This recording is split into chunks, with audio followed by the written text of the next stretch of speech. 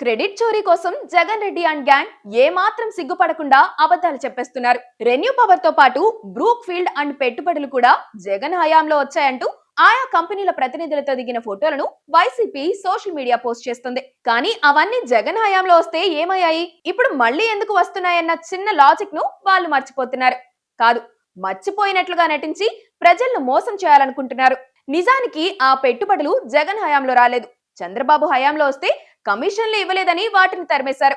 ఇప్పుడు ఆ కంపెనీలను మళ్ళీ లోకేష్, చంద్రబాబు బతిమలాడుకొని తీసుకొస్తున్నారు.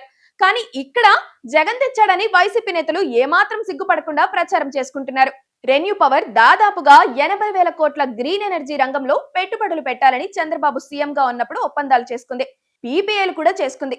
అయితే జగన్ రెడ్డి గెలవగానే అవన్నీ చంద్రబాబు బినామీ కంపెనీలని రద్దు చేసేశారు. రెన్యూ పవర్ అప్పటికి జగన్ ప్రభుత్వానికి ఉన్న డౌట్స్ క్లియర్ చేసేందుకు ప్రయత్నించింది. కొన్ని కార్యక్రమాలను కూడా ఏర్పాటు చేసింది. కానీ జగన్ ను సంతృప్తి పరచలేకపోయారు. ఫలితంగా పీపీఎల్ను కేంద్రం హెచ్చరిస్తున్నా సరే జగన్ రద్దు చేసేశారు. ఫలితంగా కోర్టు కేసులు అయ్యాయి. ఆ తర్వాత ఆ కంపెనీలు వెళ్లిపోయాయి. మళ్ళీ ఇప్పుడు లోకేష్ వారితో సంప్రదింపులు జరిపి ఆ పెట్టుబడులు కొనసాగేలా చేశారు. అదే విషయాన్ని ట్వీట్ లో కూడా చెప్పారు. 2019లో వెళ్లిపోయిన కంపెనీ మళ్లీ వస్తుందని చెప్పారు. కెనడాకు చెందిన అంతర్జాతీయ ఫండ్ బ్రూక్ ఫీల్డ్ కూడా 1,00,000 కోట్లకు పైగా ఏపీలో వివిధ రంగాల్లో పెట్టుబడులు పెట్టడానికి ముందుకొచ్చింది. దీన్ని కూడా మాజీ మంత్రి అమర్నాథ్ యాక్సిస్ ఎనర్జీ అనే కంపెనీతో ముడిపెట్టి తమ ఘనతే అని డప్పు చేసుకోవడం ప్రారంభించారు. ఇతర వైసీపీ సోషల్ మీడియా అదే పనిచేస్తుంది. నిజానికి ఈ యాక్సిస్ ఎనర్జీ కూడా టీడీపీ హయాంలోనే ఏపీకి వచ్చింది. జగన్ రెడ్డి తరిమేసిన కంపెనీల్లో ఇది కూడా ఒకటి. ఆ తర్వాత ఈ కంపెనీ బ్రూక్ ఫీల్డ్ ఫండింగ్ తో జత కట్టింది.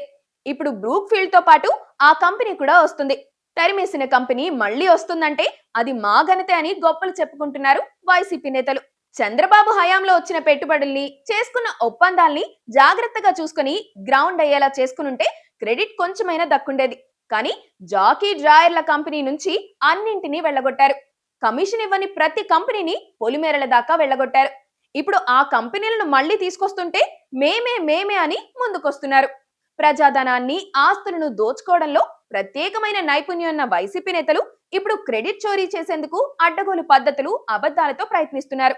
వాళ్ళు నిజంగా అంత ప్రతిభావంతులైతే 5 ఏళ్ల పాటు ఏపీ ఎందుకు నిర్వీర్యం అయిపోయిందో ముందు వాళ్లే చెప్పాల్సి ఉంటుంది.